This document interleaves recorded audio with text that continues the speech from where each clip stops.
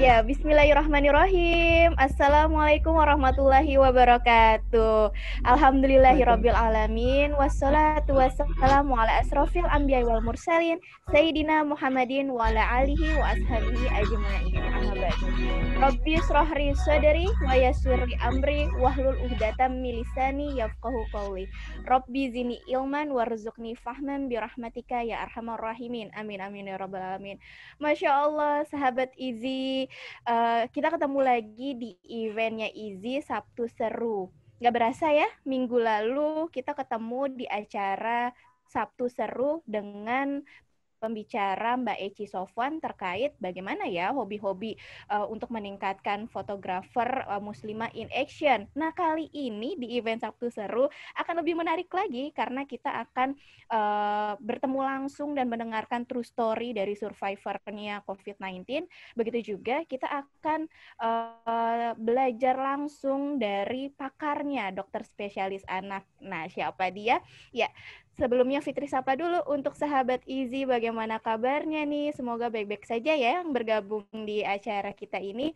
Dan temanya kali ini menarik, terkait benarkah anak lebih kebal terhadap COVID-19 dan bagaimana kisah nyata dari survivor COVID-19 yang tadi Fitri sebutkan. Baik, untuk kelancaran acara kita sampai nanti insya Allah jam 10.30, kurang lebih 1 jam, kita bersama-sama di acara Inisiatif Zakat Indonesia. Yuk sama-sama kita ucapkan basmalah. Bismillahirrahmanirrahim. Bismillahirrahmanirrahim.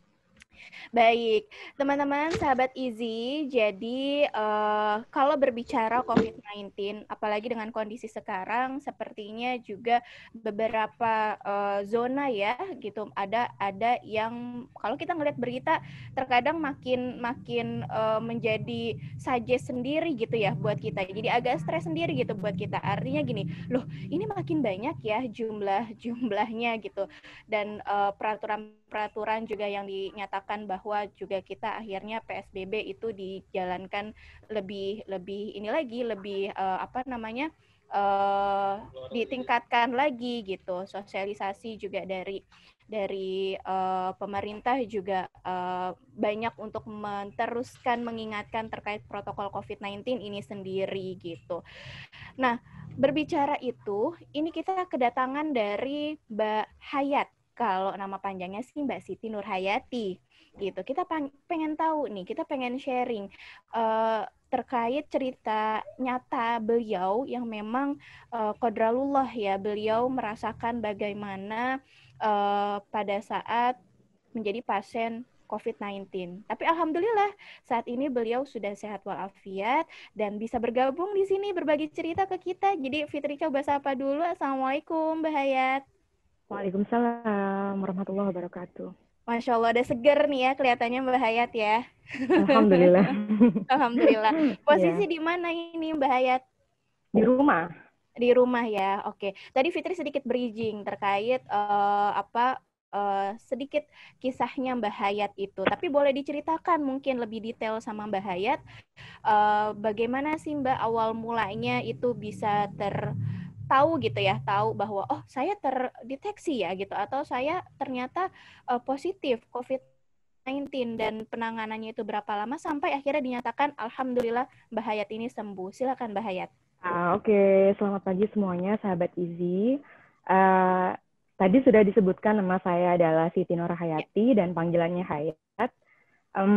COVID-19, wow. Ini sangat scary gitu kalau ngomongin tentang COVID-19 gitu. Apalagi saya sebagai frontliner yang terjun langsung ke lapangan, menangani pasien-pasien COVID, melakukan beberapa perjalanan dari institusi satu ke institusi lainnya untuk mengadakan swab test dan rapid test, dan pada akhirnya saya terinfeksi oleh COVID-19 itu sendiri gitu. Ya. Oke, jadi ceritanya saat itu saya sudah 5 bulan, kurang lebih 5-6 bulan menanganin COVID, dan akhirnya saya juga kolaps, mungkin karena saya sudah capek dan stres saat itu, sehingga sistem imun tubuh saya menurun, kemudian saya terinfeksi oleh COVID itu sendiri. Nah, saat itu diinformasikan oleh pihak laboratorium di rumah sakit saya bekerja, di Rumah Sakit Pertamina Jaya, bahwa saya terdeteksi COVID-19 karena untuk prosedur di RSPJ Rumah Sakit Pertamina semua frontliner itu di swab test setiap bulannya gitu, dan the latest swab test itu saya terdeteksi 5 bulan setelah 5 bulan. Akhirnya saya di asesmen oleh dokter-dokter saya, kemudian memang ada simptomnya. Jadi saya itu 5 hari sebelum tes itu badan saya nyeri, terus kemudian fever, terus kemudian pernafasan saya panas dan sebagainya. Akhirnya cuman saya tetap bekerja seperti biasa gitu, tanpa ngeluh ini dan itu gitu. Cuman saya berpikir saat itu, oh mungkin karena saya capek gitu. Ternyata setelah di swab test, ternyata terdeteksi hasilnya seperti yang ditunjukkan di slideshow itu gitu. Ya udah, akhirnya saya dirawat di rumah sakit kami sendiri, namanya ruang modular, yang memang itu khusus untuk pasien COVID-19 yang tidak terlalu berat seperti itu. Kemudian ya udah, akhirnya saya menerima perawatan, menerima obat-obatan dari dokter saya. Cuman saat itu saya mengasesmen tubuh saya sendiri, karena basically saya perawat gitu. Jadi saya tahu bagaimana kondisi tubuh saya itu sendiri gitu. Kalau dilihat dari hasil ronsennya, memang sepertinya COVID-19 itu masih di nasofaring saja, tidak sampai ke paru-paru. Jadi paru-paru saya saat itu bersih gitu, tidak ada bercak-bercak. Jadi kalau COVID-19, pasien COVID-19 yang sudah masuk ke respiratory bagian paru, itu memang ada kayak seperti bercak-bercak seperti itu di gambaran ronsennya gitu. Cuman untuk saya itu tidak ada gitu. Udah, akhirnya saya cuman mendapatkan 3 jenis obat. Yang pertama itu Imbus, terus kemudian paracetamol, terus Acetaminophen, dan bagi saya itu cukup untuk mengobatin. Sebenarnya kan COVID sendiri tidak ada obatnya sampai sekarang kan? Ya, betul. Cuman itu adalah trial di rumah sakit kami gitu. Ya udah, akhirnya saya meminum itu sampai 3 hari. Kemudian dokter saya yang bertugas untuk nge-swab saya lagi, dan hasilnya negatif saat itu. Terus kemudian 3 hari berikutnya saya di-swab lagi, negatif lagi, dan kebijakan dari WHO dan Kemenkes kalau sudah 2 kali swab test negatif, itu artinya kita boleh pulang, tidak usah dirawat lagi di rumah sakit, dan boleh isolasi mandiri, seperti itu. Oke. Terus kemudian hal yang paling penting saat saya terkena COVID itu, yang pertama adalah stay positive, keep being positive. Jadi kan di luar sana itu kan kayak COVID itu seperti sesuatu yang lebih menyeramkan dari HIV gitu. Padahal sebenarnya tidak seperti itu. Rumor-rumornya yang terdapat di media, masyarakat dalam menyikapi COVID itu sendiri itu sangat mengerikan gitu.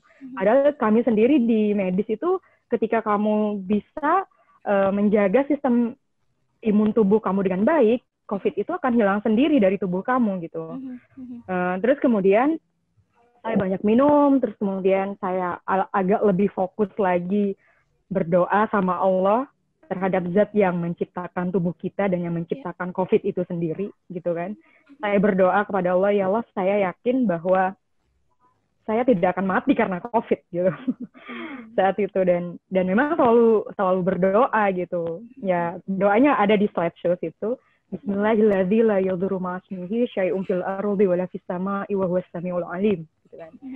Itu kan artinya sudah jelas bahwa kita berlindung dari hal apapun jahat yang ada di sekeliling kita, termasuk COVID itu sendiri gitu. Dan itu it was really work di perjalanan saya menjalani perawatan COVID gitu. Karena saya Totally itu berarti dinyatakan lalu sampai perawatan. Itu perawatan di rumah sakit berarti ya, Mbak Hayat ya? Ya, perawatannya cuma 6 hari kalau yang di rumah sakit. 6 hari, oke. Setelah itu isolasi mandiri di rumah. Isolasi mandiri di rumah. Berapa lama itu, Mbak Hayat? 14 days, ya 14 hari. 14 hari. 14 hari. 14 hari itu, itu baru benar-benar nyatakan, oke, alhamdulillah ini udah benar-benar lepas nih si COVID-19, udah mati nih semua gitu, nggak ada gitu ya? ya itu melalui screening lagi. Jadi kan Oh, baik. aturannya kalau menjadi frontliner itu setelah saya 6 hari dirawat di rumah sakit, kemudian isolasi mandiri 14 hari, kemudian kita di swab lagi. Iya. Untuk memastikan bahwa sebenarnya si COVID ini bermutasi atau tidak gitu. Karena kan memang ada sebagian pasien yang memang 2 kali swab atau 1 kali swab itu negatif, terus di swab lagi ternyata positif gitu. Tapi yang terjadi di apa namanya di saya pribadi itu pas waktu selesai isolasi mandiri 14 hari di swab lagi kembali ke rumah sakit karena salah satu syarat untuk bisa kerja lagi itu harus di swab lagi, dan alhamdulillah hasilnya negatif gitu. Jadi total itu 4 kali swab itu negatif semua. Seperti itu. Masya Allah. Ya, ada rasa tertentu nggak Mbak Hayat pada saat hasil itu keluar dan Mbak Hayat dinyatakan positif gitu? Ada. Jadi waktu ke IGD, terus kemudian dokter saya mengasesmen dan memang ada simptomnya, itu ada rasa takut. Takutnya tuh bukan karena saya tidak mampu untuk melawan COVID-19 itu di tubuh saya, tapi yang lebih ditakutkan itu adalah untuk memberitahu keluarga seperti itu, terutama umi saya gitu kan, yang istilahnya sangat takut sekali anaknya kok berani sekali gitu menjadi garda terdepan gitu. Ya cuman saat itu saya memang tidak memberitahu keluarga terlebih dahulu. Yang saya lakukan saat itu adalah menata mental untuk memberitahu keluarga secara baik-baik gitu dan menjelaskan bahwa COVID ini bla bla bla bla bla bla seperti itu. Dan alhamdulillah ya akhirnya semua support termasuk umi saya, dan kalimat yang keluar dari beliau itu adalah nggak apa-apa nak, namanya juga perjuangan. Itu udah kayak langsung mood booster dan mood booster kayak banget gitu ya, mood booster banget dan gitu kayak yang oh my god, thanks God gitu ya sampai gitu. Ya jadi kayak oke, terima kasih, dan ini jadi apa namanya, jadi trial untuk saya bahwa bisa saya terapkan ke orang lain gitu. Termasuk dokter saya yang terkena juga. Mereka tanya ke Hayat gimana caranya biar apa namanya cepat negatif gitu. Ya udah saya terapkan apa yang saya terapkan ke tubuh saya kasih tahu ke mereka gitu. Oke. Memang pada saat itu posisinya Mbak Hayat bergabung satu rumah dengan keluarga atau memang lagi sendiri gitu Mbak Hayat? Enggak, jadi untuk frontliner itu memang kita nggak boleh pulang ke rumah. Kita maksudku sebelum dinyatakan positif itu memang masih serumah gitu dengan keluarga. Karena setauku kan Mbak Hayat ini enggak. Jadi itu posisinya di mana itu Mbak Hayat? Posisinya di rumah sakit dan memang ada di base camp-nya semua staf RSPJ, Rumah Sakit Pertamina Jaya. Oh, oke. Baik. Jadi memang udah di garda terdepan, terus qadrallah positif COVID-19, ya sudah gitu ya, stay situ gitu ya. Iya, saya sempat berpikir saat itu, karena kan banyak yang berguguran, sampai ada laporan dari ID, Kemenkes, bahwa sudah 100 dokter yang meninggal, sudah puluhan perawat yang berguguran, dan saya merefleksikan diri saya lagi, ya Allah terima kasih gitu. Sudah membuat saya bertahan sampai sekarang gitu. Artinya ketika orang melihat ada beberapa garda terdepan yang berguguran dan masih ada yang hidup, itu seharusnya masyarakat tuh berpikir bahwa ada kuasa Allah di dalam itu gitu. Gitu. Sebenarnya bisa gitu. Yang penting itu ya ini yang saya sebutkan di apa namanya di 10 ini. Being positive, drink plenty of water, terus nasal irrigation juga gitu. Jadi nggak mikir yang aneh-aneh gitu loh Kak. Even masyarakat tuh berpikir bahwa COVID itu lebih berbahaya daripada HIV, akan dijauhkan, keluarga akan dipandang negatif dan sebagainya. Cuman saat itu saya tidak memikirkan hal-hal yang istilahnya akan menjadi toksik di pikiran saya gitu. Cuman saya fokus, ya Allah saya mau sembuh. Saya yakin saya bisa melewati ini. Gitu aja. Jadi memang ngebonding untuk ke diri sendiri itu penting sekali ya. Penting sekali ya. Penting sekali. Oke, baik. Ini dengan Mbak Hayat dari cerita nyata true story-nya beliau, alhamdulillah gitu ya, survivor COVID-19 dan juga hikmahnya bisa bercerita akhirnya membagi ilmu kepada kami semua di Iya. sini gitu. Dan sekarang Fitri juga penasaran ini terkait dari anak-anak gitu. Banyak ya kalau memang berita-berita berseliweran itu anak-anak itu lebih kebal loh sama COVID-19 atau hal-hal yang terkait COVID-19 itu anak-anak biasanya lebih jauh dari hal itu. Nah, sebelum nanti Fitri lanjut lagi diskusi dengan Mbak Hayat, ini Fitri mau membahas ini langsung dari pakarnya, spesialis pastinya, dokter spesialis anak, Dokter Arifianto. Nah, biasanya kita mengenal beliau dengan memanggil Dokter Apin. Berhubung beliau juga sudah bergabung dengan kita, Fitri langsung sapa beliau. Assalamualaikum, dokter. Waalaikumsalam warahmatullahi wabarakatuh. Terima kasih Mbak Fitri yang sudah mengundang saya pada siang hari ini. Alhamdulillah sehat, Dok. Alhamdulillah, saya senang bisa berjumpa dengan yang hadir di sini. Pastinya juga dalam keadaan sehat ya. Ya, insya Allah amin. Harus, Dok. Dan ini tadi Fitri sebelumnya ngobrol-ngobrol terkait true story dari Mbak Hayat, Dok, yang memang survivor dari COVID-19. Lalu kita sekarang ini banyak pasti di sini ya ibu-ibu atau orang tua yang memang juga menjaga sekali gitu anak-anaknya. Tapi di berita ini kan ada beberapa yang dinyatakan anak-anak ada kebal kok dengan COVID-19 atau ada juga yang menyatakan bahwa anak-anak ini kayak pembawanya, tapi dia sebetulnya nggak sakit gitu. Apa gitu bahasa-bahasa kedokterannya yang seperti itu berseliweran di berita-berita sana. Mungkin Dokter Apin bisa menjelaskan, silakan Dok Tafadol. Ya, terima kasih. Saya menyapa kembali. Assalamualaikum warahmatullahi wabarakatuh. Alhamdulillah kita semua bisa dipertemukan pada pagi hari ini dalam kondisi sehat, masih diberikan nikmat usia, dan tadi sudah disampaikan sebelumnya dari kesaksian Dr. Siti ya, Dr. Siti Nurhayati. Saya bukan dokter. Oh ya, dengan Mbak Siti Nurhayati yang merupakan seorang frontliner dan akhirnya harus terinfeksi, maka tidak ada kata lain yang lebih patut kita ucapkan selain bersyukur. Dan ya, kita harus memanfaatkan usia yang tersisa saat ini dalam mengemban amanah sesuai dengan tugas kita masing-masing. Sebagai seorang dokter anak yang saya tidak berada di frontliner darurat tentunya, tapi tetap berada dalam kondisi sehari-hari bertemu dengan siapapun, baik anak maupun orang tua yang sangat mungkin mereka tidak bergejala tapi membawa virus di dalam tubuhnya. Ya, saya pun sudah beberapa kali kontak dan sedang menunggu hasil swab ketiga saya. Nggak tahu, semoga hasilnya juga tetap masih negatif karena saya periksa pasien, tiba-tiba ternyata dia positif terkonfirmasi beberapa hari kemudian meninggal, dan tentunya adalah pasien anak, gitu. Maka saya harus bercerita bahwa ada anak-anak yang meninggal karena COVID-19, gitu. Jadi izinkan saya untuk berbagi beberapa slide terkait masalah ini dalam waktu yang tidak melebihi 15 menit. Saya upayakan. Oke. Bisa terlihat ya slide saya gitu. Apakah anak tuh benar lebih kebal terhadap COVID-19?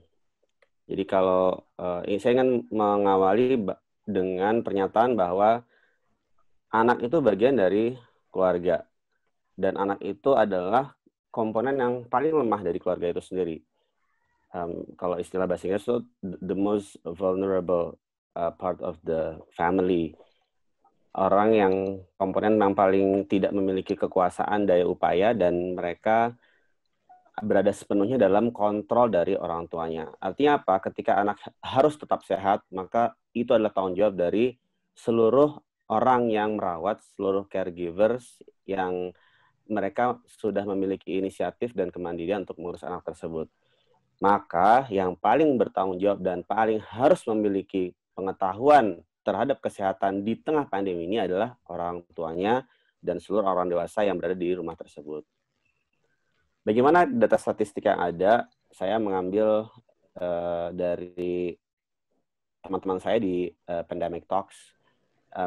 Mereka cukup rutin memberikan publikasi secara mandiri, dan saya yakin yang hadir di sini yang menyaksikan juga sudah terbiasa dengan infografis yang mereka sajikan.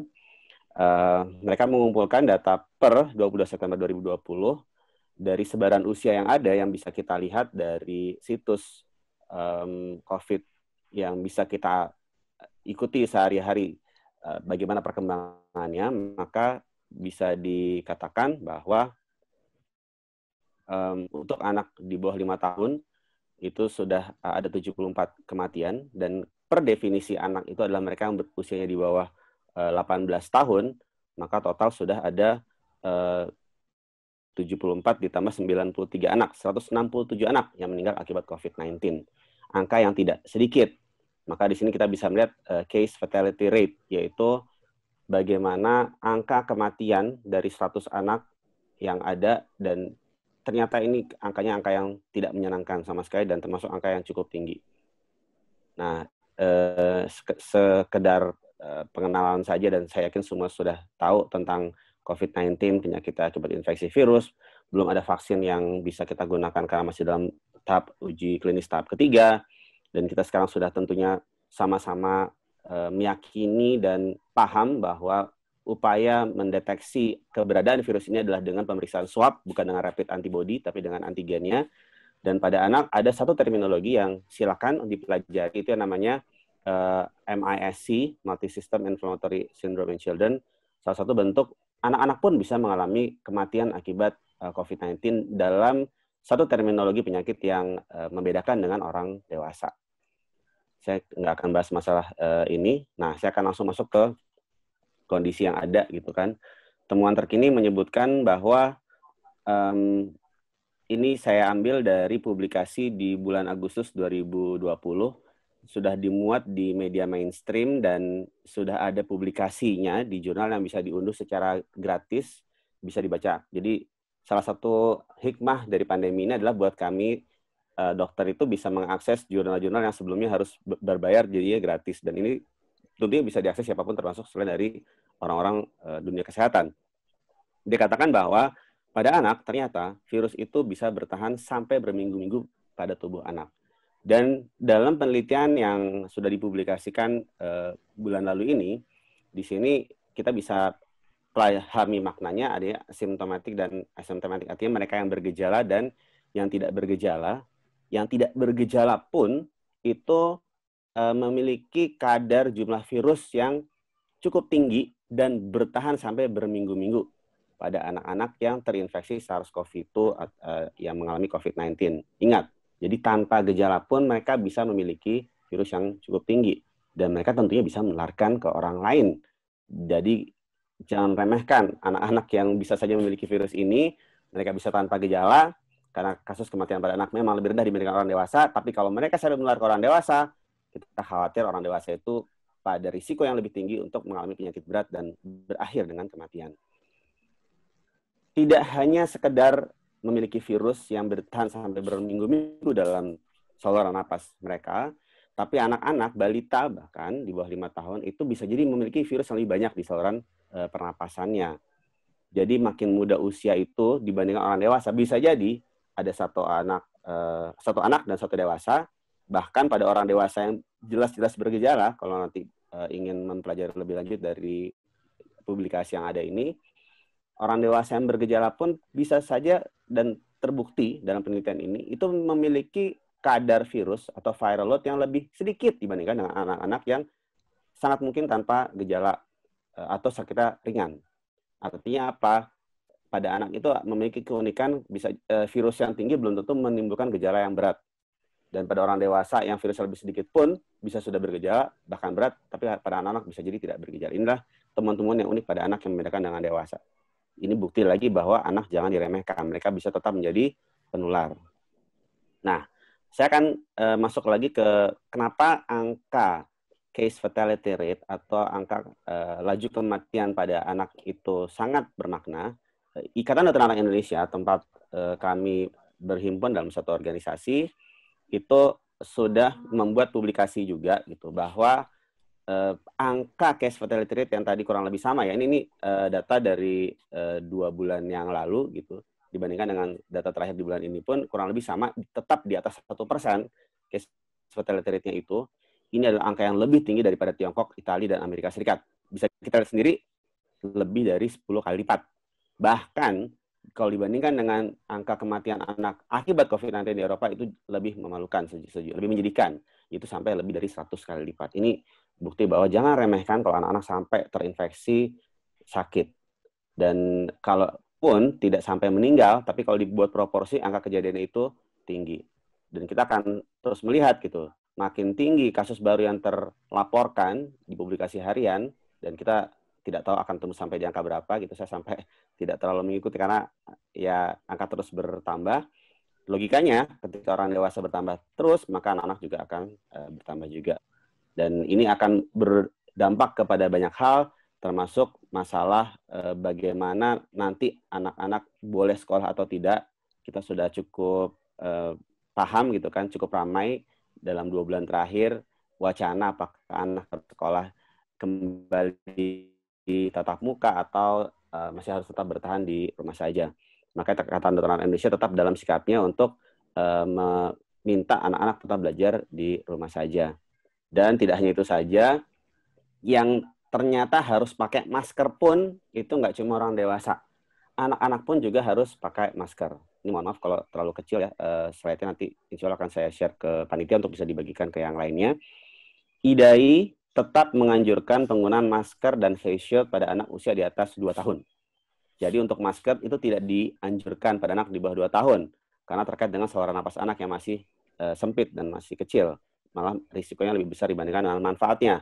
Tapi untuk face shield masih boleh diberikan, digunakan, dan kalau harus pergi keluar dalam kondisi yang sangat mendesak tentunya, misalnya harus pergi ke rumah sakit atau ke tempat untuk imunisasi misalnya, itu menggunakan kereta dorong yang kita pastikan bertutup dengan baik. Dan tentunya orang-orang di sekitar anak-anak itu, kita orang dewasa harus dalam kondisi yang benar-benar sehat juga.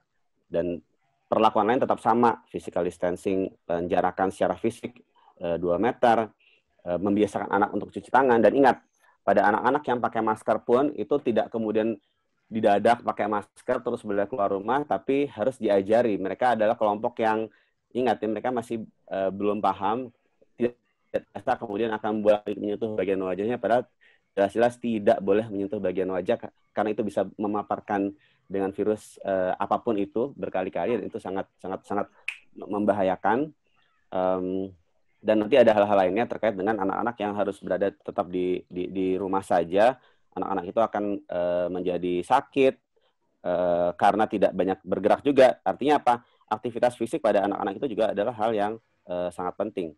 Maka jangan lupa untuk tetap meminta anak-anak beraktivitas fisik dan batasi benar-benar screen time. Ini adalah satu hal yang bisa jadi tidak ditemukan pada orang dewasa, tapi pada anak-anak atau bahkan juga dua-duanya, maka ini juga harus diperhatikan. Kita tidak sekedar memperhatikan bagaimana agar anak-anak itu tidak terinfeksi virus SARS-CoV-2 dan menjadi sakit COVID-19, tapi kita juga harus memperhatikan hal-hal lain terkait dengan aktivitas yang terbatas, dan anak akan menjadi bosan, stres psikologis yang akan meningkat, dan sistem imun pun akan terpengaruh apabila mereka mengalami hal-hal yang tidak diinginkan ini. Ini beberapa tips aktivitas yang tidak akan banyak bahas di sini. Dan yang tidak kalah penting juga pada akhirnya adalah terkait dengan tadi kalau dikatakan orang dewasa dalam masa menjalani isolasi mandiri atau perawatan pada kondisi sakit-sakit ringan, itu bisa menggunakan beberapa suplemen. Pada anak pun sudah diteliti, tapi sayangnya belum ada satu pembuktian yang menjadi rekomendasi kuat untuk suplemen ini, apakah memang yakin akan meningkatkan daya tahan tubuh anak, meskipun boleh saja dicoba, tapi tetap tidak ada upaya terbaik, melainkan dengan membatasi anak tetap berada di rumah saja, kecuali pada kondisi tertentu. Dari kondisi tertentu ini adalah, misalnya harus ke rumah sakit, itu pun ada persyaratannya, hanya pada kondisi-kondisi tertentu harus anak dibawa ke rumah sakit. Saya pribadi pun juga sangat mewanti-wanti ini gitu. Bahkan kalau di rumah sakit tempat saya beraktivitas sehari-hari itu, di rumah sakit tipe A rujukan, itu jelas-jelas sudah di screening di depan. Ada yang namanya ruangan atau poliklinik khusus untuk anak-anak yang dicurigai sakit saluran napas dengan yang tidak. Itu pun hanya mereka yang kontrol di poli subspesialisasi, karena saya sehari-hari bekerja di poli subspesialisasi, bukan di poli umum. Dan imunisasi tidak boleh terhenti di tengah pandemi ini, karena imunisasi ini akan mencegah penyakit yang sudah selama ini bisa dicegah dengan vaksin, dan itu harus tetap terjalankan programnya dengan protokol kesehatan yang terus berlaku. Demikian yang saya ingin sampaikan pada siang ini. Nanti kita bisa diskusi lebih lanjut. Ini buku KIA yang biasa digunakan oleh para orang tua, itu tetap harus digunakan. Itu dulu mungkin dari saya kembalikan ke Mbak Fitri. Terima kasih. Assalamualaikum warahmatullahi wabarakatuh.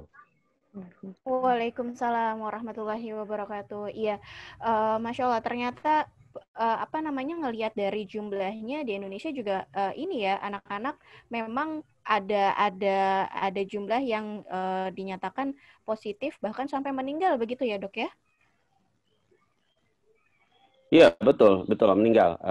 Saya bekerja di rumah sakit tipe A gitu. Jadi begitu ada satu yang terkonfirmasi, langsung ada cohorting, ruangannya dipindah-pindah gitu. Kami semua yang kontak pun juga otomatis harus di tracing. Jadi saya beberapa kali itu harus di trace, bukan karena saya bergejala, tapi karena ternyata anak-anak yang saya periksa itu positif. Ada yang bertahan, ada yang sampai harus meninggal. Yang meninggal pun memang sama dengan orang dewasa ya, ada yang dengan komorbiditas, ada juga yang mayoritas sama dengan komorbiditas, sudah ada penyakit penyerta yang lainnya. Dan anak-anak itu kan memang daya tahan tubuhnya tentunya lebih rentan dibandingkan dengan orang dewasa, karena mereka dalam fase atau masa pengembangan daya tahan tubuh. Itu adalah fakta, dan itu kami temui sehari-hari. Oke.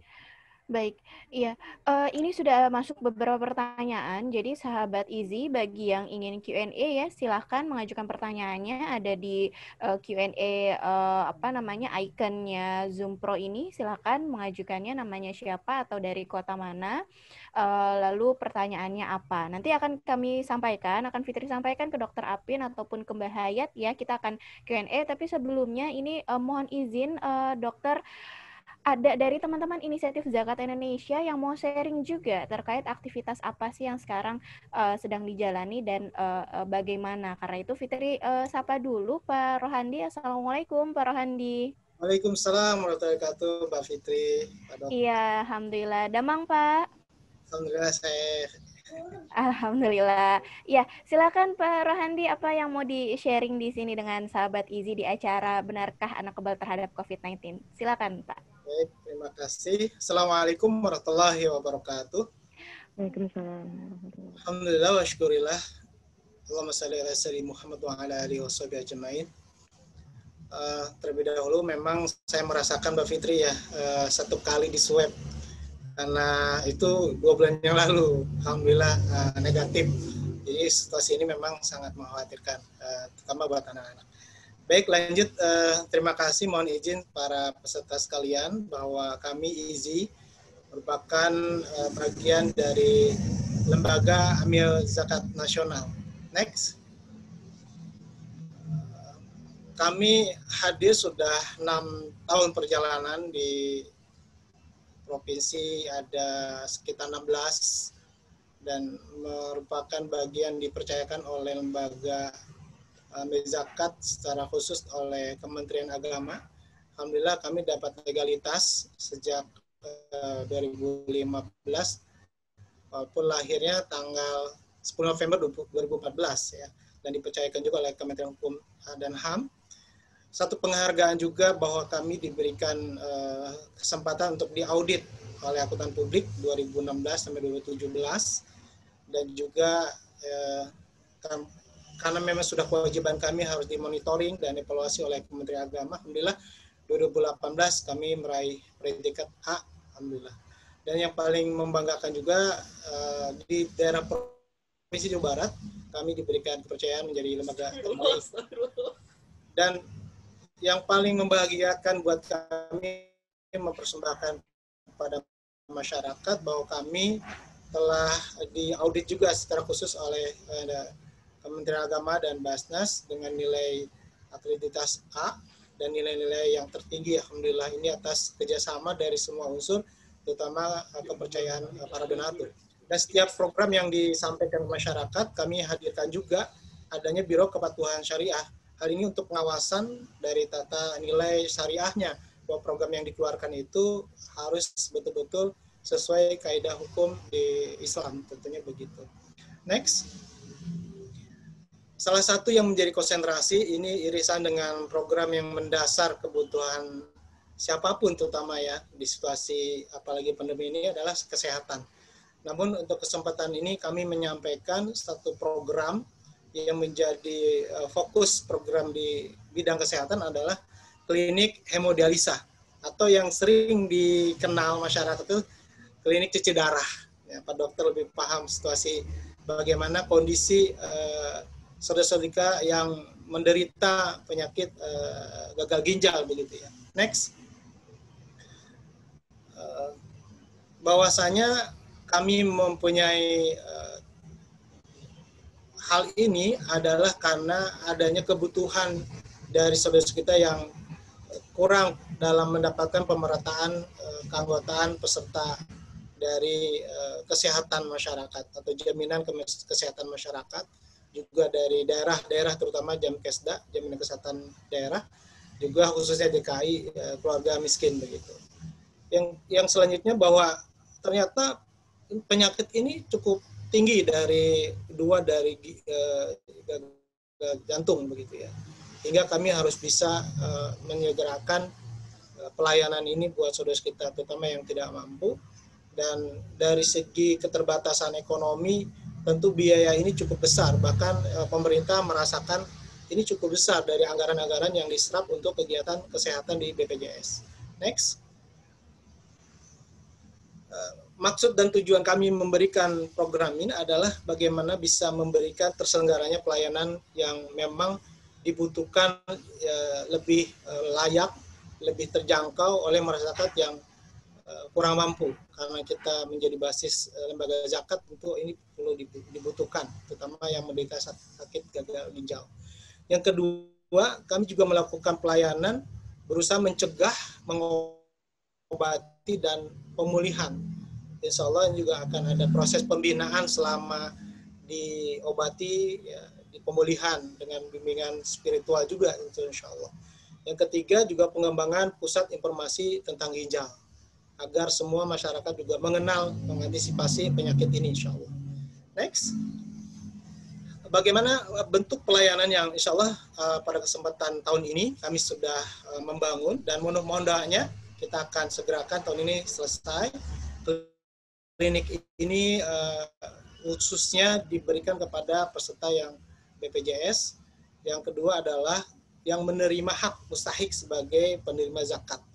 Dan kita menyiapkan juga laboratorium agar betul-betul bisa terdeteksi dengan baik penyakit ini. Dan juga pelayanan konsultasi nutrisi. Tentu ini juga menjadi kekuatan imun tubuhnya untuk menjaga ginjalnya, insya Allah. Selanjutnya, apa yang menjadi fokus dari penerima manfaat ini adalah terdaftarnya para peserta penerima kesehatan, fasilitas kesehatan dari pemerintah, khususnya yang BPJS kelas 3 begitu. Dan tentu karena kami lembaga zakat, konsentrasi penerima manfaat ini pada fakir miskin, karena sebagai hak yang mendapatkan zakatnya begitu. Dan prioritas kami juga beragama Islam, karena lebih banyak juga komunitas yang memang masyarakat kita lebih banyak di Muslim gitu. Dan hal ini juga merupakan pasien yang dirujuk oleh Rumah Sakit Nasional pun daerah. Dan kita hadir di Jawa Barat, di Depok, tadi sudah dilihatkan kami sedang membangun di daerah Depok, Cinere gitu.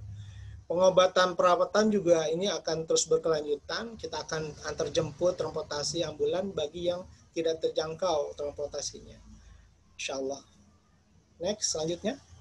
Nah, ini proses pembangunan. Mudah-mudahan nanti para peserta yang Mbak Fitri di sini bisa silaturahim melihat sebagai silaturahim untuk bisa melihat saudara kita yang sedang dirawat, insya Allah. Mudah-mudahan bisa cepat sembuh gitu.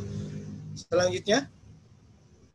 Nah, Nah, kebutuhan-kebutuhan yang sangat mendasar dari pembangunan ini tentu kita menjaga klinik ini dengan steril, dengan baik, ya, pembangunan ipalnya, pembangunan juga sumur untuk kebutuhan air dan segala macamnya, begitu. Sedang dibangun, insya Allah November ini, tahun ini segera selesai mudah-mudahan, begitu ya. Lanjut.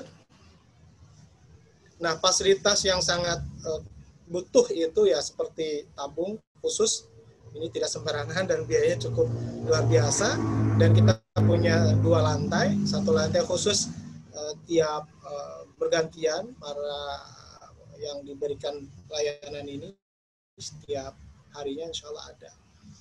Lanjut. Nah, dari rangkaian kebutuhan pembangunan, operasional, mesin dan segala macam, kurang lebih satu perangkat ini cukup mahal memang.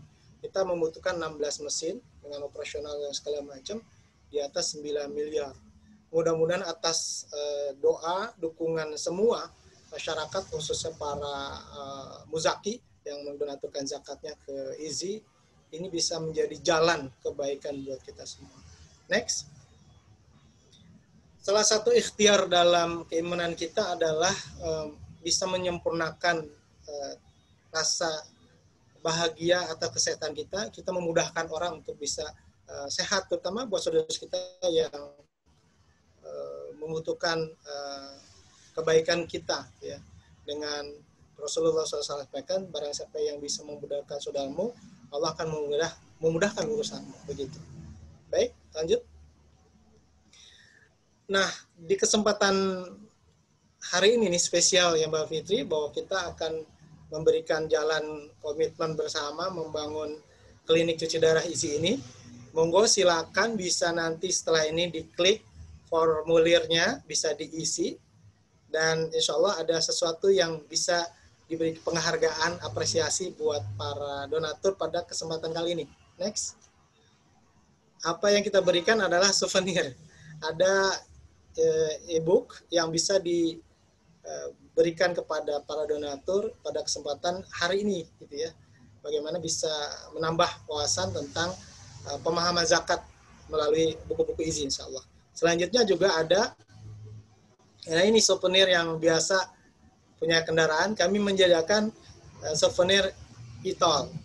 Ya, dari 3 peserta yang pada kesempatan ini Allah berikan kesempatan bersinergi, bergotong royong untuk membantu saudara kita dalam proses pembangunan klinik ini. Silakan nanti dilihat proses di formulir online tersebut, bisa diisi. Insya Allah kami akan memberikan penghargaan, apresiasi atas kerjasama dan sinergi akan pembangunan ini. Oke, demikian. Kami ucapkan terima kasih sekali lagi atas perhatian kita. Mari kita gotong royong, memudahkan, dimudahkan. Insya Allah ini bagian ikhtiar untuk kita bersedekah sehat gitu Mbak Fitri. Dengan begini mudah-mudahan Allah berikan sehat walafiat dan berkah. Terima kasih Pak Dokter, Mbak Hayat, dan seluruh peserta. Assalamualaikum warahmatullahi wabarakatuh. Waalaikumsalam warahmatullahi wabarakatuh. Iya, jazakallah khair untuk Pak Rohandi tadi ya atas paparannya terkait klinik hemodialisa atau klinik cuci darah gratis untuk duafa. Jadi bagi sahabat IZI di sini yang mau berdonasi silahkan tafadol, linknya sudah kami share tadi di chat gitu. Dan tadi juga ada tawaran ya dari Pak Rohandi terkait souvenirnya, jika ada yang mau bergabung untuk kita gotong royong pembangunan klinik cuci darah ini, insya Allah akan ada e-book 10 menit paham zakat, juga souvenir menarik yang e-tol tadi gitu ya, Imani. Tapi itu e-tolnya aja kayaknya ya, tapi isinya mantar isi sendiri seperti itu ya kayaknya Pak Rohandi ya. Iya, sekali lagi jazakallah khair jaza untuk Pak Rohandi, barakallah untuk klinik cuci darahnya. Insya Allah bagi sahabat IZI yang bergabung dan berkomit untuk gotong royong klinik cuci darah, pahalanya akan terus mengalir karena kita tahu sendiri bagaimana proses dari klinik cuci darah itu akan terus berjalan bagi para duafa yang membutuhkan tentunya di sana. Baik, Fitri kembali lagi di sini sudah dengan Dokter Apin dan Mbak Hayat. Alhamdulillah dokter, ini ada beberapa pertanyaan yang sudah masuk. Mbak Hayat juga sudah ada ya. Fitri baca dari yang pertama dulu ini. Dari Mohon izin Fitri sebutkan namanya dari Ibu Rosetta. Mau tanya dok, ada 3 pertanyaan di sini dok. Punten. Yang pertama pertanyaannya adalah sampai sejauh mana batasan melindungi anak agar tidak tertular khususnya saat main bersama temannya di komplek perumahan. Itu pertanyaan yang pertama. Lalu yang kedua, apakah cukup empasi gizi seimbang suplementasi vitamin D dan orang di rumah itu ketat dengan protokol COVID-19 untuk melindungi anak dari COVID-19 itu sendiri. Lalu yang ketiga, apa sih dok ciri spesifik dari OTG COVID-19 gitu. Jadi yang pertama adalah batasannya, bagaimana ya kita, apakah memang perlu kita melarang anak untuk keluar rumah gitu. Cuman kalau ngeliat dari presentasinya Dokter Apin tadi, kita tidak membatasi geraknya anak gitu ya dok. Hanya di sini ditanyakan bahwa bagaimana cukup nggak sih dok dengan gizi seimbang dan suplementasi vitamin D itu sendiri gitu, serta protokol yang COVID. Bagaimana ciri spesifik dari anak OTG COVID itu dok? Tafadol dok, silakan. Ya, terima kasih.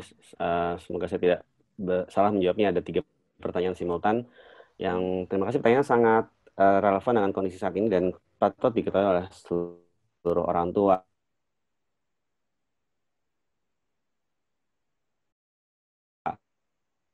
Pembatasan interaksi seharusnya ya. Jadi ya anak dewasa sama saja. Artinya makin banyak bertemu dengan orang lain, makin sering interaksi satu orang dengan orang lain, 2 orang berinteraksi saja itu kan sudah menjadi suatu potensi untuk menyebarkan virus. Makanya kita sering mendengar belakangan mengenai klaster keluarga. Bahkan yang saya sempat baca sekilas itu tidak sedikit mereka yang dirawat di Wisma Atlet itu tidak pernah pergi keluar rumah gitu di masa pandemi, tapi ternyata tetap terkonfirmasi dan harus diisolasi atau bahkan mengalami sakit ringan. Ini bukti bahwa ya walaupun sehari-hari di rumah saja, tapi mungkin 1 atau 2 kali kesempatan ada yang keluar, kemudian dia masuk ke rumah, membawa virus, jadilah sakit, jadilah terjadi penularan. Itu berlaku tidak hanya pada anak, tapi pada seluruh kelompok usia.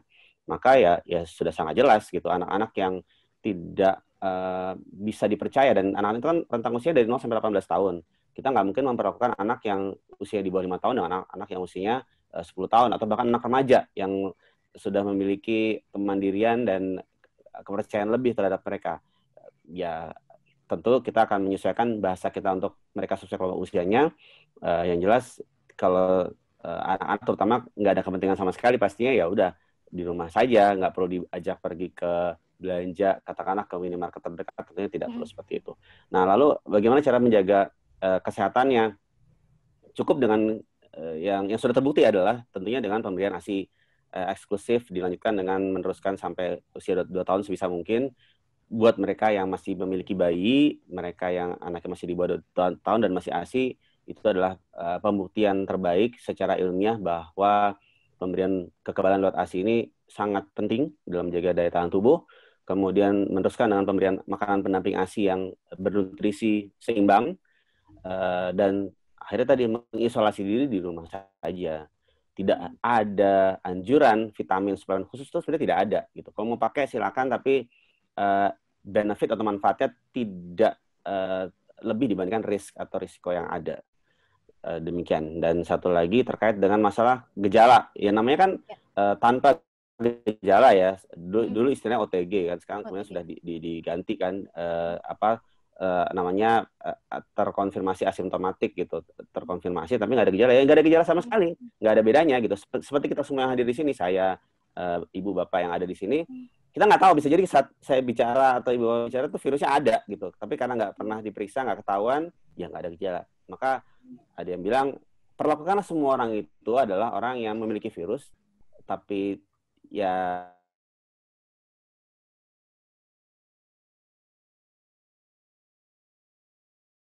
tampak sehat-sehat saja.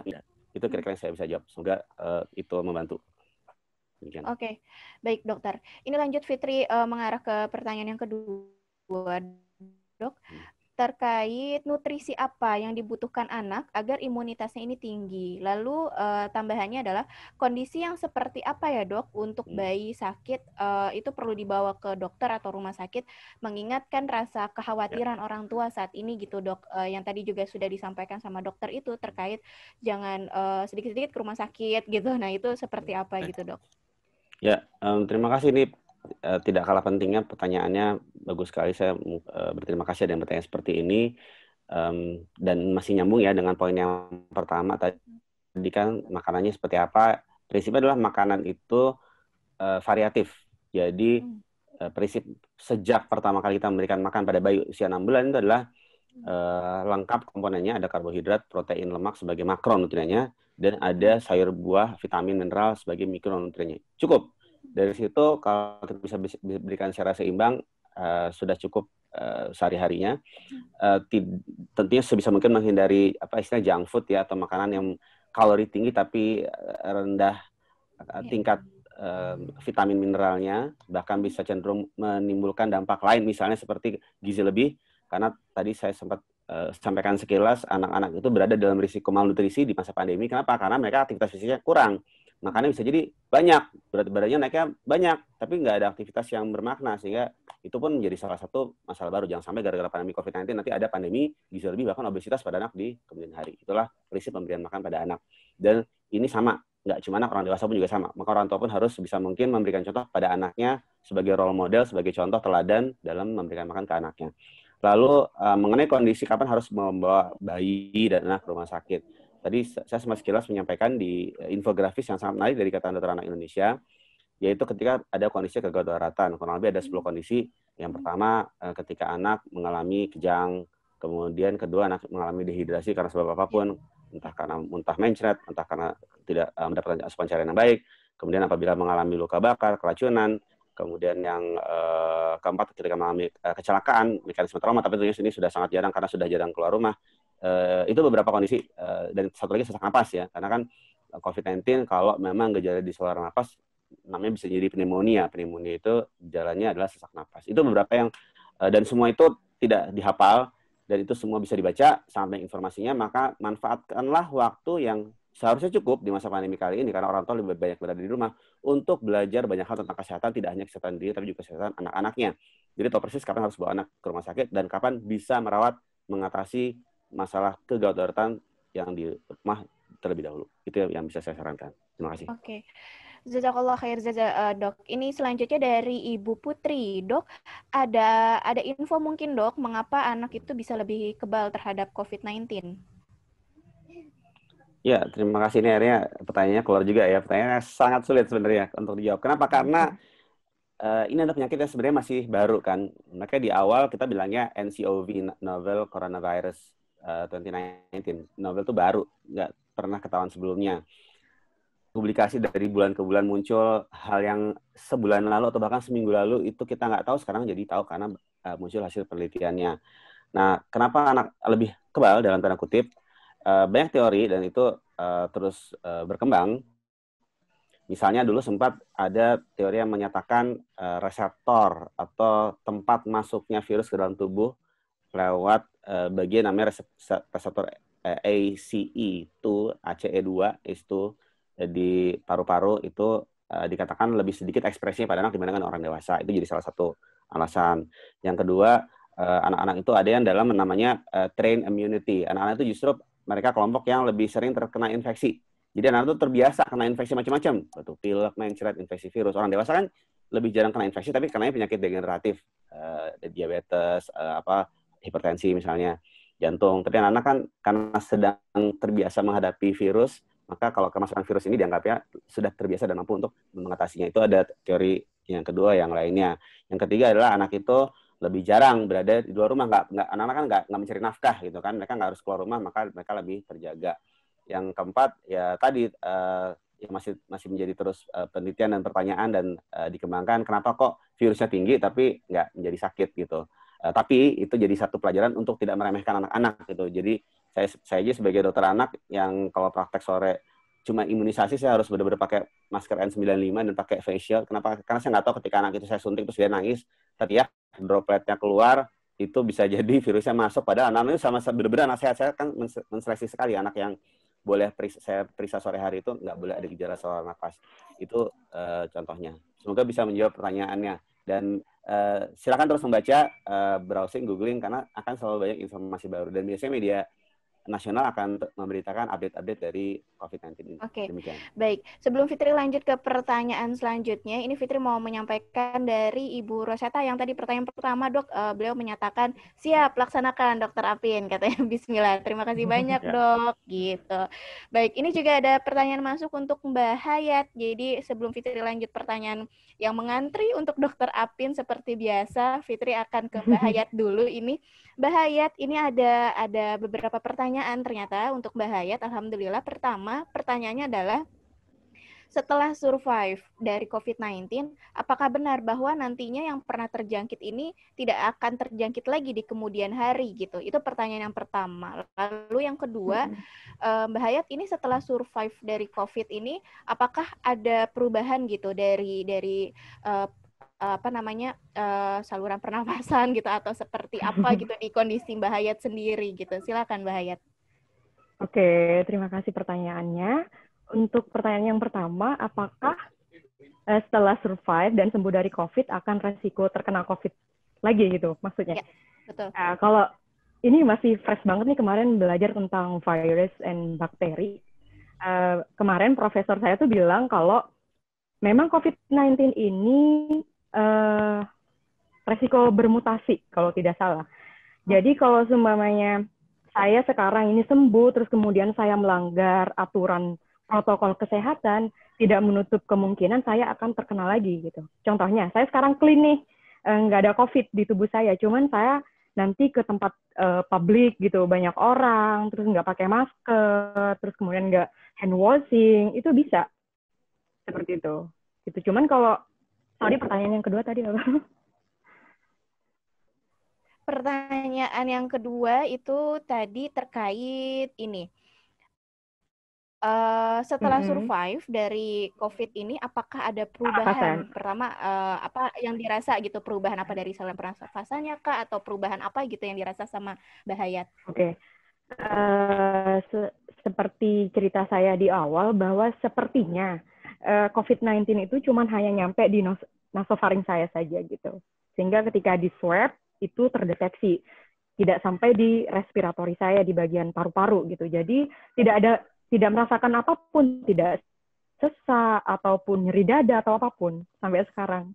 Cuman ya, sekali lagi, dokter itu kan hanya menjalankan tugasnya berdasarkan ilmu yang mereka punya, gitu kan. Untuk, untuk membasmi virus ini, mereka menggunakan antibiotik yang masih trial, gitu.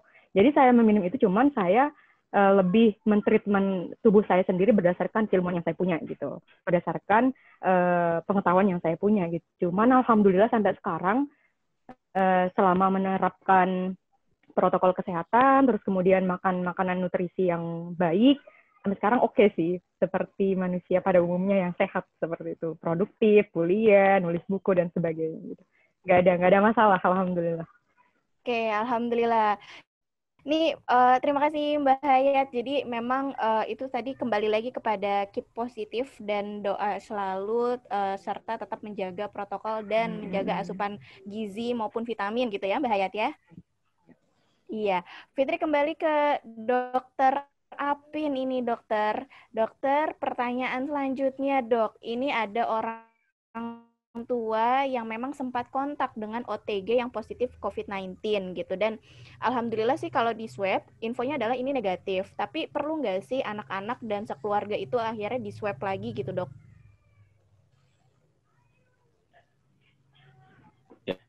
Ya, terima kasih. Ini kondisi yang kita akan temui sehari-hari, terutama di daerah dengan angka testing yang tinggi ya. Prinsipnya adalah kalau sudah terbukti tidak ada virus ya nggak perlu khawatir gitu. Tapi kalau terbukti ada virusnya, otomatis kan akan ada tracing ya dan tracking, akan ada penelusuran lebih lanjut kepada seluruh anggota keluarga yang kontak sehari-hari dengan dia. Saya mencontoh paling gampang, misalnya ada seorang ibu masih menyusui bayinya, kemudian ternyata dia tanpa gejala kontak dengan orang lain, terus dia diperiksa juga masih tanpa gejala atau asimptomatik dia virusnya positif, otomatis kan bayinya yang sedang disusu sehari-hari juga harus diperiksa kan, dan otomatis kan Ya, betul. bagaimana apalagi masih ASI eksklusif 6 bulan, nanti kalau bayinya positif bagaimana, bayinya negatif juga bagaimana. Itu kondisi yang bicara ideal adalah semua dilakukan testing dengan swab. Tapi memang kita menghadapi satu kondisi, saya yakin di sini sudah sebagian pernah membaca edaran, misalnya dari Gubernur DKI Jakarta dan Dinas Kesehatan DKI Jakarta sekitar 2 pekan yang lalu yang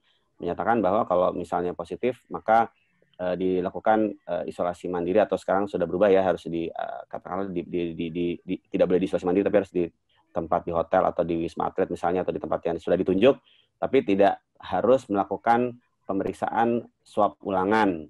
Cukup melakukan isolasi selama 14 hari, kemudian sudah boleh beraktivitas. Ya, saya yakin itu pun ada pertimbangannya, dan WHO pun juga sudah mengeluarkan panduan untuk mereka yang mengalami keterbatasan dalam melakukan pemeriksaan swab evaluasi karena mendahulukan swab konfirmasi untuk pertama kalinya. Jadi kalau bicara ideal harusnya diperiksain semuanya. Tapi kalau bicara tidak ideal atau terbatas fasilitasi ya menjalankan protokol untuk 14 hari, dan dia mungkin yang lainnya nggak terperiksakan, nggak tertracing, tertrace, tertrack, tapi mereka harus tetap sama-sama isolasi selama 14 hari itu. Itu pada kondisi yang bisa dilakukan di masyarakat. Oke, baik. Sahabat Izi, ini mohon maaf, pertanyaan memang banyak yang masuk, tapi terkait waktu juga di acara ini, jadi Fitri akan membacakan 3 pertanyaan terakhir. Ini pertanyaannya dari Ibu Anggra ini, bertanya bahwa, Dok, anak-anak ini kan masih sulit ya untuk dibiasakan memakai masker gitu, apalagi face shield gitu. Nah, bagaimana, apakah ini efisien, Dok? Jadi, untuk menutup anak itu di dalam kerudung. Mungkin Ibu Anggra ini kerudungnya lebar gitu, dokter. Jadi mungkin bisa dimasukin gitu sekalian ke kerudung. Itu seperti apa, Dok, tanggapannya? Ya, terima kasih. Ini kondisi yang akan kita dapatkan sehari-hari dan memang harus ditanyakan. Terima kasih atas pertanyaannya. Mengenai ya tadi kan karena anak-anak itu susah diminta untuk menjalankan pencegahan infeksi dengan menggunakan masker, kemudian face shield, cuci tangan pun juga masih agak-agak sulit. Orang dewasa pun juga kadang susah ya dikasih tahu, apalagi anak-anak. Maka tidak ada hal atau langkah terbaik melainkan dengan menahan mereka tetap di rumah saja, tidak kemana-mana. Tapi kalau dalam kondisi yang sangat urgent, terpaksa darurat harus dibawa keluar rumah, ya lakukan upaya apapun untuk mencegah virusnya masuk gitu loh. Kalau mau diumpetin di dalam jilbab lebar misalnya, ya boleh-boleh aja gitu. Tapi kan berapa mungkin dia kemudian menyingkap jilbab ibunya ketika dia sedang tidak menyusu, kemudian anaknya tidak ingin, justru itu kesempatan buat dia keluar rumah. Setelah berbulan-bulan nggak keluar rumah, dia pasti akan terusik dengan bunyi-bunyi di luar rumah. Ya itu akan sangat-sangat sulit. Jadi kalau saya menyarankan kalau harus keluar rumah tetap misalnya pakai mobil sendiri kan. Terus kalau nanti orang tuanya pergi keluar dari mobil, ada satu di dalam, anaknya ditahan di dalam mobil untuk nggak kemana-mana. Itu minimal beberapa langkah yang bisa dilakukan. Semoga bisa menjawab pertanyaannya. Baik. Ini 2 pertanyaan terakhir, Dok. Ini yang pertama adalah dari Banda Aceh. Bagaimana ya, Dok, membawa anak-anak ataupun bayi gitu saat perjalanan yang harus melalui bandara atau pesawat gitu? Karena memang memang orang tua harus melakukan itu gitu dengan kondisi pekerjaan gitu. Itu seperti apa, Dok, kira-kira? Betul sekali. Ini namanya transportasi udara itu akan dilakukan dan pastinya akan berkumpul dengan banyak orang dan pasti tidak akan langsung masuk pesawat, tapi harus menunggu di antrian di bandara dan lain-lain. Maka tidak ada yang bisa dilakukan melainkan membekali sebisa mungkin dengan masker untuk anak di atas 2 tahun, face shield untuk anak di bawah 2 tahun, menggunakan stroller yang benar-benar tertutup tudungnya, itu kan kereta dorong yang benar-benar tertutup tudungnya. Kemudian ya bisa tadi pakai cara ngumpetin bayinya kalau lagi nyusu di bawah jilbab lebar. Dan tentunya harus tetap menjaga jarak gitu kan. Kalau ngantri ya itu kan pasti udah tahu gitu loh, jaraknya harusnya 2 meter, nggak cuma sekitar 1,5 meter saja. Dan saya yakin untuk mereka yang bawa anak, apalagi anak balita dan bayi, itu kan memang prioritas. Dan kalau nggak dikasih prioritas, tinggal bilang aja ke maskapainya, saya bawa anak, harusnya dia diprioritaskan untuk lebih dulu menempati, dan tentunya selama di dalam pesawat, ya sebisa mungkin mengatur posisi dengan lorong atau dengan kaca gitu kan, supaya kalau harus ke kamar mandi atau anaknya rewel harus ganti diaper dan lain-lain, itu bisa dilakukan dengan tidak memakan waktu lama dan tentunya menjaga kebersihan. Itu teorinya, semoga prakteknya bisa berjalan dengan baik, tapi ya apa boleh buat, semua punya manfaat atau benefit, semua punya risk atau mudarat, timbang-timbang lakukan yang terbaik untuk mencegah mudarat tersebut. Itu. Baik dokter. Terakhir dokter, ini dari Tangerang terkait suplementasi tadi dok. Suplementasi, apakah kita perlu menambahkan suplementasi vitamin?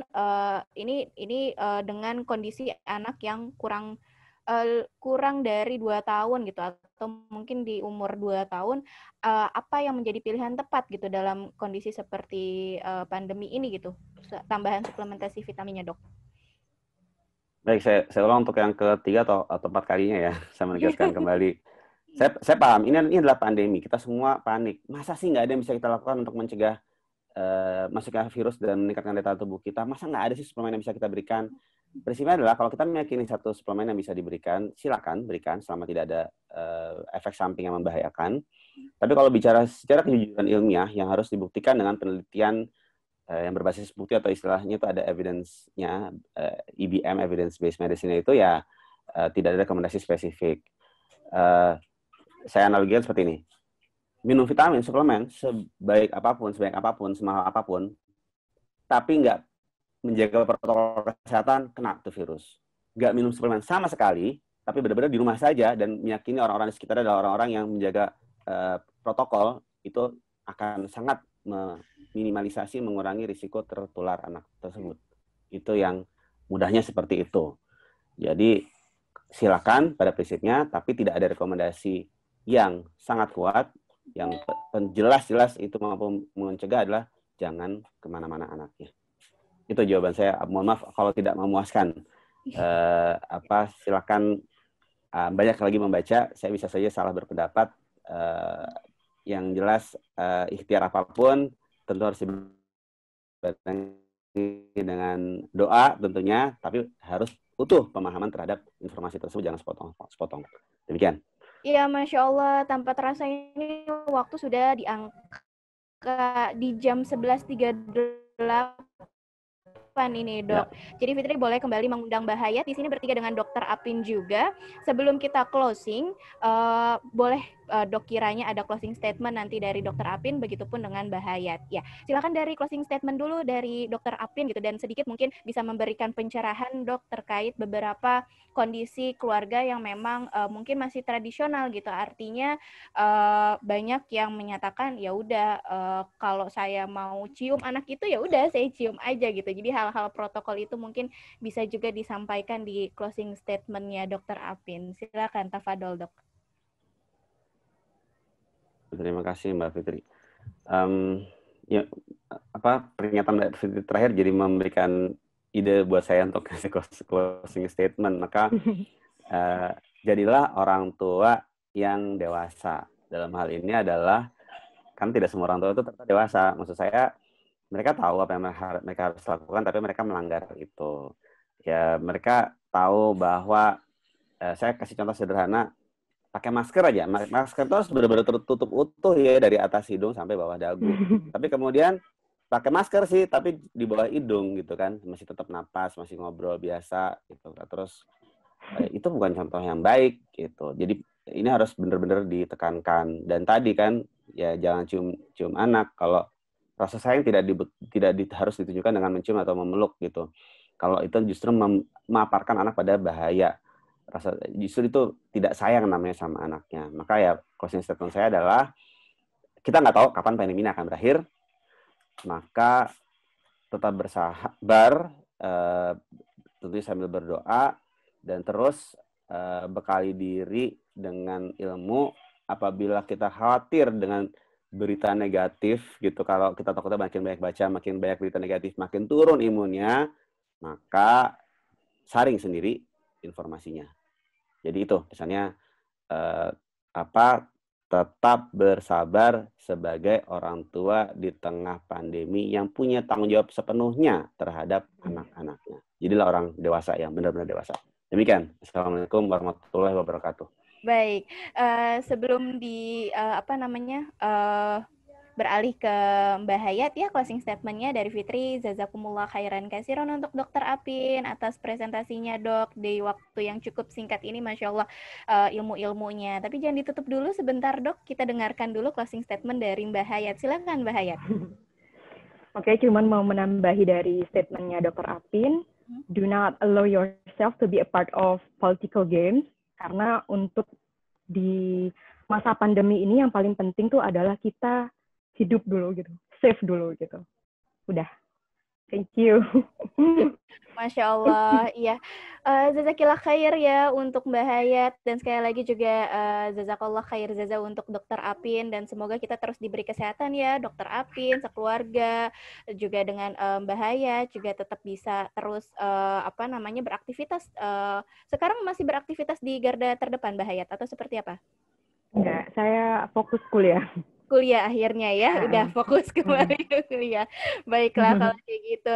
Ya alhamdulillah sahabat Easy, dari jam 10.30 tadi sampai sekarang di jam 11.41 kita sudah banyak sekali mendapatkan ilmu dari Dr. Apin selaku dokter spesialis anak yang terkait bagaimana benar nggak sih ya rumor-rumor bahwa anak ini kebal terhadap COVID-19 seperti itu, dan sudah terjawab serta pertanyaan-pertanyaan tadi mohon maaf tidak satu persatu Fitri bacakan, tapi melihat pertanyaan yang sama itu akan ditanyakan tadi ya. Lalu pertanyaan-pertanyaan yang tadi silakan boleh nanti diajukan aja ke panitia ya gitu, panitia akan catat, dan mohon izin nanti mungkin panitia akan sharing ke Dr. Apin jika memang kita punya rezeki waktunya, kita akan coba bantu untuk menjawabnya gitu. Mohon izin ya Dr. Apin. Baik, tadi juga ada yang disampaikan oleh Pak Rohandi terkait klinik cuci darah gratis untuk duafa. Jadi silakan bagi sahabat Easy yang mau mendonasikan gitu. Karena menurut penelitian ternyata di masa pandemi ini banyak sekali secara prosentase untuk orang yang bersenang untuk bersedekah, berlomba-lomba dalam bersedekah ternyata di kondisi pandemi seperti ini. Yuk kita bantu para duafa yang ingin mendapatkan pelayanan secara baik terkait klinik cuci darah gratis ini dari inisiatif Zakat Indonesia.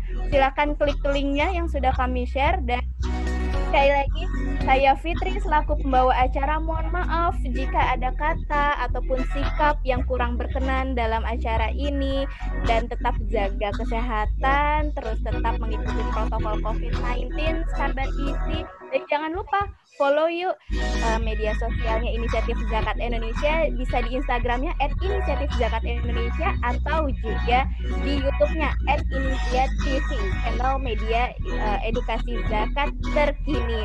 Baiklah, sekali lagi jazakumullah khairan katsiran untuk sahabat Easy, dan tunggu event-event Islami Easy lainnya. Dan akhirul kalam, wassalamualaikum warahmatullahi wabarakatuh.